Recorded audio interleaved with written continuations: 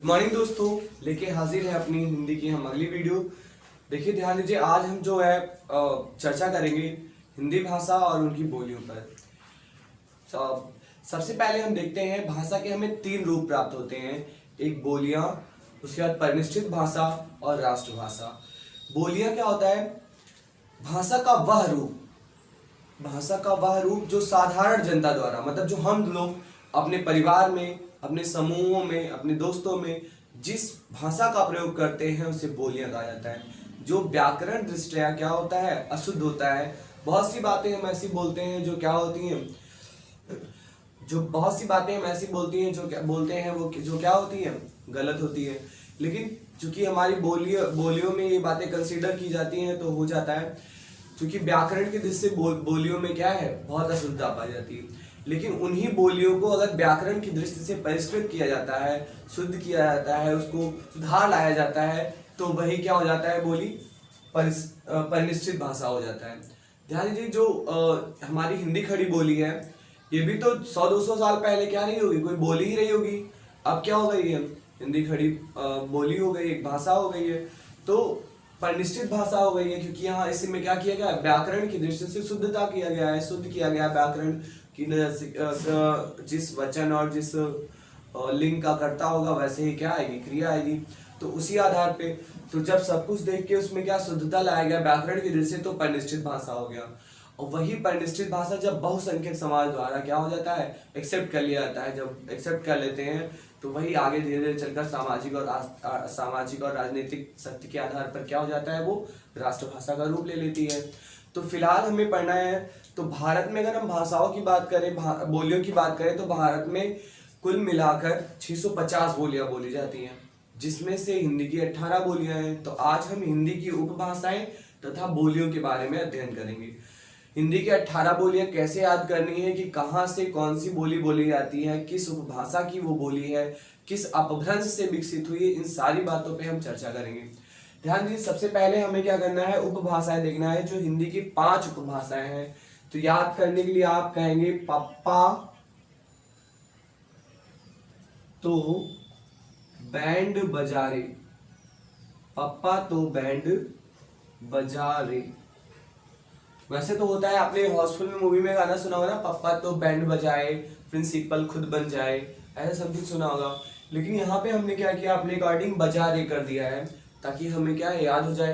पप्पा में आपको 3 पा दिखता है, प प पा। तो एक पा से पूर्वी, फिर पश्चिमी और पहाड़ी, 3 बोलियां ये हो गई, 3 उपभाषा ये हो गई।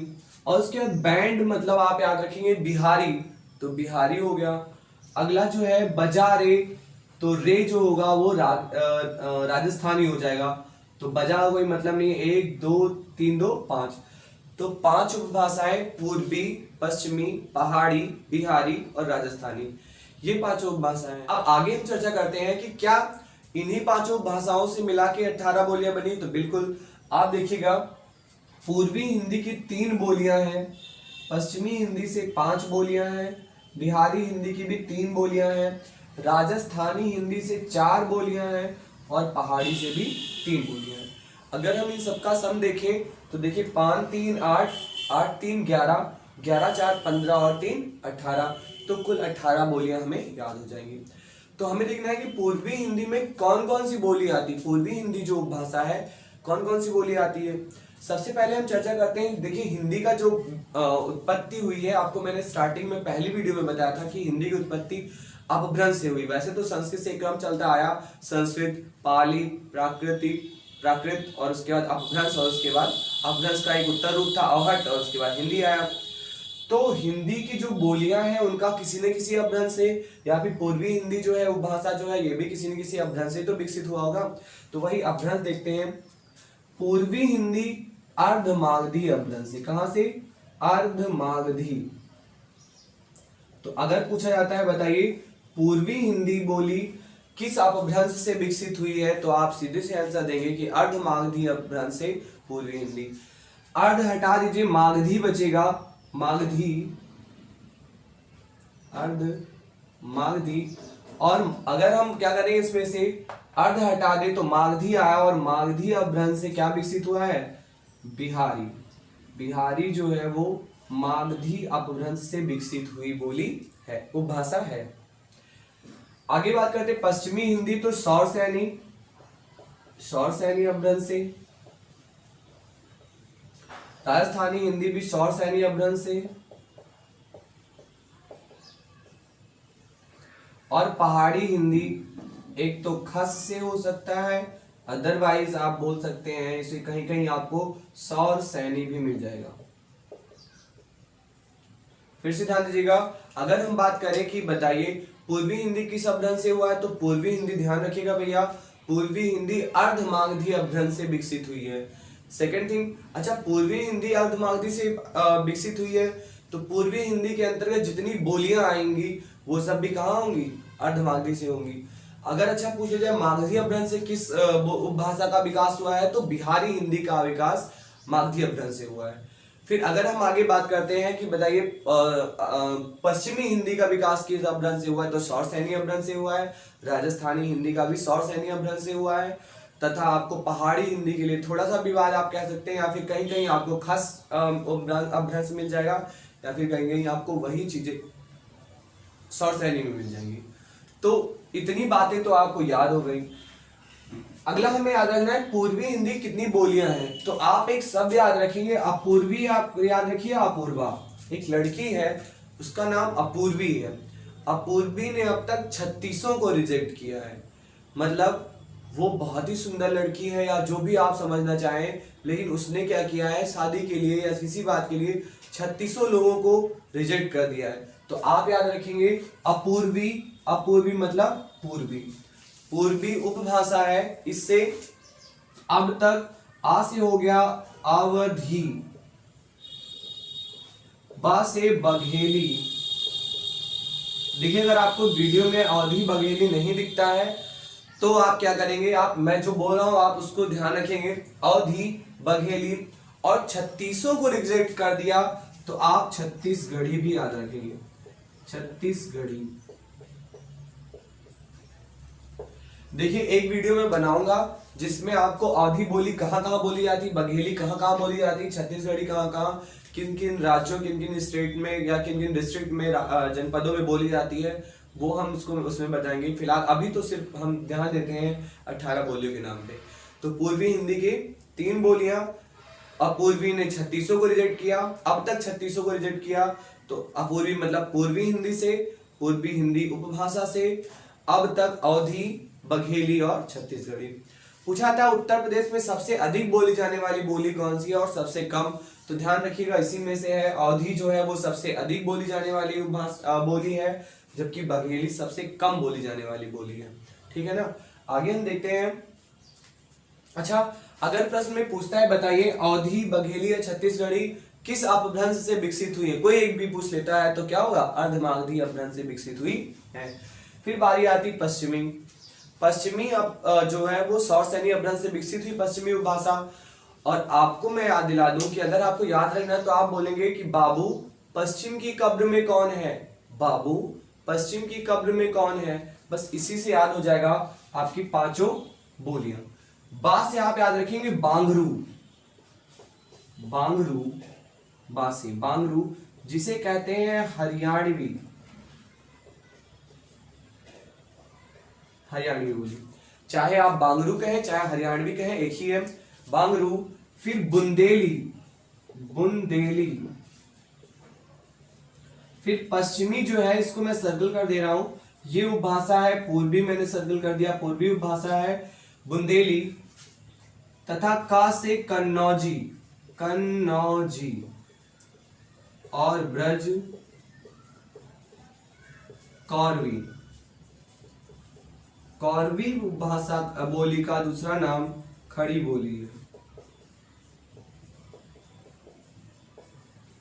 तो बस आपके 5 याद हो गए कि बताइए अगर पश्चिमी हिंदी की कौन कौन सी है, तो आप याद रखेंगे बाबू पश्चिम की कब्र में कौन है, बा से बांगरू, बांगरू का दूसरा नाम क्या है हरियाणवी, बुंदेली, कन्नौजी, ब्रजभाषा, तथा कौरवी, कौरवी का दूसरा नाम क्या है खड़ी बोली। अगली बारी आती है नेक्स्ट कि बताइए बिहारी जो है, बिहारी उपभाषा किस अपभ्रंश से विकसित हुई है, तो बिहारी उपभाषा मागधी अपभ्रंश से। इससे पहले कई बार प्रश्न पूछा गया है, बताइए हिंदी खड़ी बोली किस अपभ्रंश से विकसित हुई है, तो हिंदी खड़ी बोली सौर सैनी अपभ्रंश से विकसित हुई है। अगर पूछता है बताइए बांगरू या बुंदेली, कन्नौजी या ब्रज, कोई भी बोली पूछता है कि किस अपभ्रंश से विकसित हुई, तो सारे ही क्या होंगे, सौर सैनी अपभ्रंश से विकसित हुए हैं, क्योंकि ये सारे बच्चे हैं किसके, पश्चिमी हिंदी के, और पश्चिमी हिंदी पूरा का पूरा कहाँ से विकसित हुआ है, तो सौर सैनी से। बिहारी के लिए आप कहेंगे बिहारी मैम आप भोज करो, बिहारी मैम आप भोज करो, तो बिहारी से आप याद रखेंगे कि बिहारी उपभाषा है जिसमें मैथिली, मैं है ना, मैथिली, मगही, भोजपुरी, ये तीनों बोलियां बोली जाती हैं। मैथिली, देखो बिहारी मैम अब भोज करो, बिहारी तो उपभाषा हो गया, मैं से मैथिली, मगही, भोजपुरी, तो ये तीनों जो है बोलियां कहां से बोली जाती हैं, बिहारी से। राजस्थानी से आप याद रखें, राजस्थानी मेवा मामा जयपुर से लाए, राजस्थानी मेवा मामा जयपुर से लाए, तो ध्यान रखिएगा राजस्थानी क्या है, एक उपभाषा है।